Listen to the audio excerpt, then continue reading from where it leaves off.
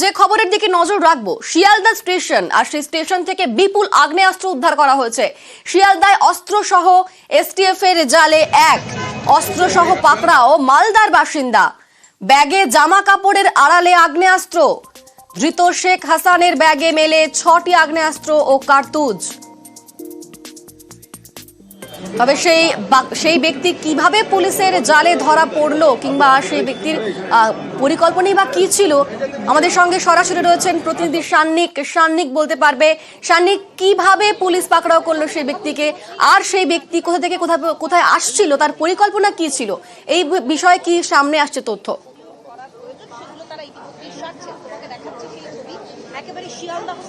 অনিন্দিতা, যেটা পুলিশ সূত্রে খবর, এটা অবশ্যই বলা যেতে পারে কলকাতা পুলিশ এসটিএফ এর একটা বড়সড় সাফল্য। কেননা 6টি আগ্নেয়াস্ত্র শিয়ালদা স্টেশনের মতো জায়গা থেকে উদ্ধার করা হলো।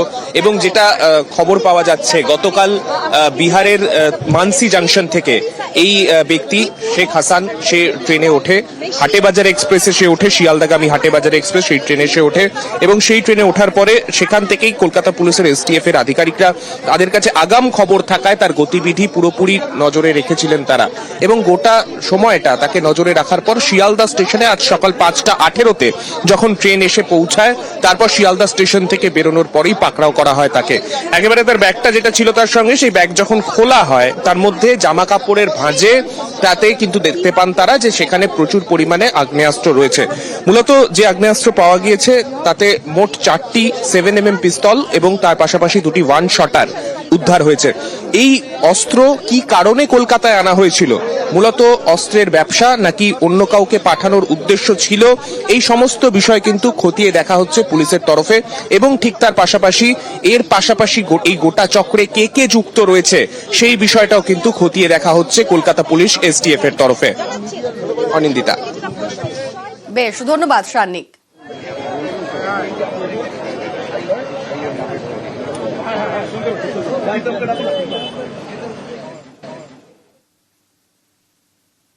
কে হবেন বিজেপির পরবর্তী রাজ্য সভাপতি, এ নিয়ে জোর জল্পনা। এখনো পর্যন্ত দুজনের নাম শোনা যাচ্ছে, তবে আরো একাধিক নাম উঠে আসার সম্ভাবনা রয়েছে। 43 জন জেলা সভাপতির নাম চূড়ান্ত হলেই বিজেপি রাজ্য সভাপতির নির্বাচন হবে। এই মাসের শেষে বঙ্গ সফরে আসছেন অমিত শাহ। বছর ঘুরলে রাজ্যে বিধানসভা নির্বাচন, তার আগে রাজ্য বিজেপির সাংগঠনিক নির্বাচন, জেলা সভাপতি ঘোষণার পর রাজ্য সভাপতি নির্বাচন। কে হবেন বঙ্গ বিজেপির পরবর্তী সভাপতি? লড়াইয়ে আপাতত দুজনের নাম শোনা যাচ্ছে। বর্তমান রাজ্য সভাপতি সুকান্ত মজুমদার, পুরুলিয়ার সাংসদ জ্যোতির্ময় সিং মাহাতো। এছাড়াও একাধিক নাম উঠে আসার সম্ভাবনা। বিজেপির রাজ্য সভাপতি নির্বাচনে সব জেলা সভাপতির ভোট মাস্ট, এটাই নিয়ম। এ রাজ্যে বিজেপি 43টি সাংগঠনিক জেলা।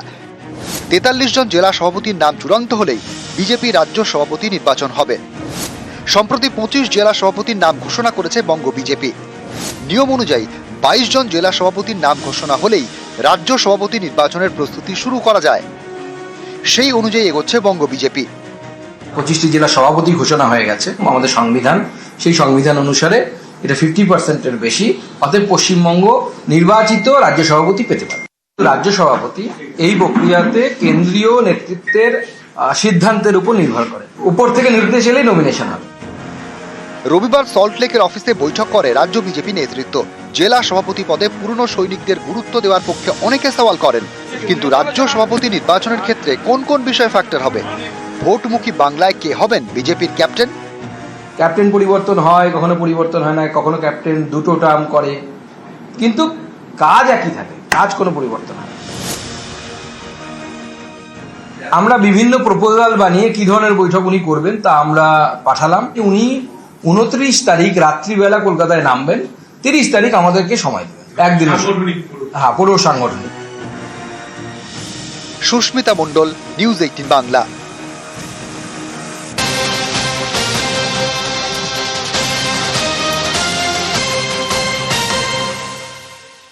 এবার নজর রাখবো বাঁকুড়ার দিকে। বাঁকুড়ায় বিজেপির কোন্দল প্রকাশ্যে। বিষ্ণুপুরে মণ্ডল সভাপতির বিরুদ্ধে প্রকাশ্যে ক্ষোভ। মণ্ডল 4 সভাপতির বিরুদ্ধে প্ল্যাকার্ড নিয়ে বিক্ষোভ। বিষ্ণুপুরে মণ্ডল সভাপতির বিরুদ্ধে ক্ষোভ। সভাপতি অরিজিৎ মন্ডলকে মানছি না, সভাপতি দূর হটাও। তৃণমূলের সাথে জোটকারী মন্ডল সভাপতিকে মানছি না, মানবো না। সম্মান হানিকারী মন্ডল সভাপতি মানছি না, মানবো না। বিজেপি জিন্দাবাদ। আমাদের সঙ্গে রয়েছেন প্রতিনিধি দেবব্রত। দেবব্রত, অভিযোগ উঠছে যে তৃণমূলের সঙ্গে আঁতাত রয়েছে নাকি, তো এই বিষয়ে বিজেপি নেতৃত্ব তারা কি বলছে? একদমই দেখো, বিজেপি নেতৃত্ব যেমনটা জানাচ্ছি, বিজেপি বৃহত্তর দল, এই ছোটখাটো সমস্যা হয়ে থাকে, এটা তাদের ইন্ধনের বিষয়, অভ্যন্তরীণ বিষয়, তাদের সঙ্গে কথা বলে সমস্যা মিটে যাবে, এমনটা কিন্তু মন্ডল সভাপতি এবং বিজেপি নেতৃত্ব জানাচ্ছেন। এছাড়াও তারা জানাচ্ছেন যে মন্ডল সভাপতি যাদের নির্বাচন করা হয়েছে তারা এই বছরই প্রথম নির্বাচন প্রক্রিয়ার মধ্য দিয়ে মন্ডল সভাপতি নির্বাচিত হয়েছে, ভোটাভুটির মধ্য দিয়ে, অর্থাৎ যে সক্রিয় কর্মীরা রয়েছে তারাই মন্ডল সভাপতি করেছে। সেখানে দাঁড়িয়ে মন্ডল সভাপতিকে মানছি না, মানবো না বললে হবে না। আর সেখানে দাঁড়িয়েই কিন্তু বিক্ষুব্ধ যে বিজেপি কর্মী সমর্থকেরা রয়েছে তারা কিন্তু এদিন বিষ্ণুপুর সাংগঠনিক জেলার যে বিষ্ণুপুর মন্ডল রয়েছে, বিষ্ণুপুর 1 মন্ডল, সেখানে যে মন্ডল সভাপতি রয়েছে তার নিজের বুথে অর্থাৎ ভরাতে সেখানেই একেবারে বৈঠক করে প্লাকার্ড হাতে নিয়ে তারা বিক্ষোভ দেখাতে থাকে। তাদের দাবি যে মন্ডল সভাপতি হয়েছে, এই মন্ডল সভাপতি নির্বাচনে তাদের ভুল হয়েছে, নির্বাচন প্রক্রিয়া সঠিকভাবে হয়নি এবং তারা সেই মন্ডল সভাপতি তৃণমূলের সঙ্গে আঘাত রয়েছে। পাশাপাশি তাদের দাবি যে মন্ডল সভাপতি কর্মীদের সঙ্গে ভালো ব্যবহার করছে না, অর্থাৎ এই মন্ডল সভাপতি থাকলে আগামী দিনে দলের ক্ষতি হবে, 26-এর নির্বাচনে হেরে যাবে বিজেপি। যে কারণেই কিন্তু এই মন্ডল সভাপতিকে মানছে না, মানবো না বলেই একেবারে প্লাকার্ড হাতে নিয়ে বিক্ষোভ দেখাতে থাকে কর্মী সমর্থকেরা। সমগ্র বিষয়টাকে নিয়ে কিন্তু কটাক্ষ করছে তৃণমূল, কারণ জানাচ্ছে যে বিজেপির অস্তিত্ব নেই বিষ্ণুপুরে, আগামী 26-এর নির্বাচনে তারা এইভাবে গোষ্ঠীদ্বন্দ্ব করতে করতে শেষ হয়ে যাবে। কারণ বারবার তাদের গোষ্ঠীদ্বন্দ্ব এসছে। তুমি জানো যে ফেব্রুয়ারি মাসের 16 তারিখে বিষ্ণুপুর সাংগঠনিক জেলা জুড়ে যে মন্ডল সভাপতি তার লিস্ট প্রকাশ্যে এসছে, তার পরের দিনই বিষ্ণুপুরের 4 নম্বর মন্ডলের বিরুদ্ধে সভাপতির বিরুদ্ধে পোস্টার করেছিল। এদিন আবার মন্ডল 1-এর বিরুদ্ধে একেবারে প্রকাশ্যে সমাবেশে ক্ষোভ উগরে দিলেন বিজেপির বিক্ষুব্ধ কর্মী সমর্থকেরা। বেশ, ধন্যবাদ। আর যার বিরুদ্ধে অভিযোগ সেই মন্ডল সভাপতি, তিনি কি বলছেন তার বক্তব্য শোনাবো। পার্টির কিছুদিন আগে সংগঠন পর্ব অভিযান চলেছিল, সেখানে পার্টির যারা অ্যাক্টিভ কার্যকর্তা তারা ভোট দিয়ে আমাকে মন্ডল সভাপতি নির্বাচন করেছিল, আমি কিন্তু তাদের ভোটেই নির্বাচিত হয়েছি। অতএব মানবে না বা চলবে না, হচ্ছে না, এগুলো দেখুন, এগুলো পার্টির অভ্যন্তরীণ বিষয়ে বসে কথা বলা যায়, কারণ পার্টির সবাইকে তো সমানভাবে পদ দেওয়া সম্ভব না। এই কিছু মানুষ পদের জন্য এসব নোংরামি করে, কিন্তু এগুলো কোনো ব্যাপার না, এগুলো আমরা দলীয়ভাবে যারা এইসব সমস্যার সৃষ্টি করছেন আমরা আগামী দিনে তাদের সাথে বসে এগুলো মিটিয়ে নেওয়ার চেষ্টা করব। নতুন জেলা সভাপতির নাম ঘোষণার পরে বিজেপিতে ক্ষোভ, একাধিক জায়গায় দলীয় কর্মীদের ক্ষোভ।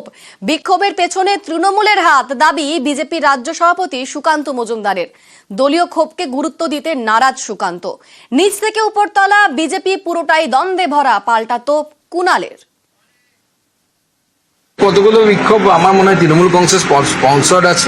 আমার কাছে যা খবর, 2-1টা জায়গায় ছাড়া এরকম কোনো ঘটনা ঘটেনি। তৃণমূল কংগ্রেস করানোর চেষ্টা করে অনেক জায়গাতে। আর যদি কারো কোথাও বিজেপির মধ্যে কিছু ক্ষোভ থাকে তাদেরকে বলবো এসে রাজ্য নেতৃত্ব এবং কেন্দ্রীয় নেতৃত্ব তো কথা বলার জন্য আমাদের পার্টিতে সবসময় ওপেন থাকে, গিয়ে কথা বলুন, আপনাদের অভিযোগ যা আছে জানান, পার্টি অবশ্যই ভাবনা চিন্তা করবে।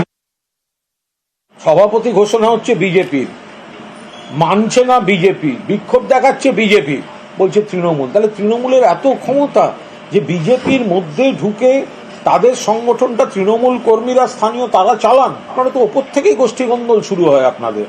দিলীপ ঘোষ বনাম সুকান্ত মজুমদার, দিলীপ ঘোষ বনাম শুভেন্দু অধিকারী, শুভেন্দু অধিকারী বনাম সুকান্ত মজুমদার, ফলে গোটাটাই তো আপনাদের বনামে ভর্তি। তৎকাল বিজেপি, পুরনো বিজেপি, RSS বিজেপি সব ভাগ হয়ে আছে। তা তাদের একটা গোষ্ঠী পদ পেলে আর একটা গোষ্ঠী বিক্ষোভ দেখাচ্ছে, তৃণমূল কি করবে?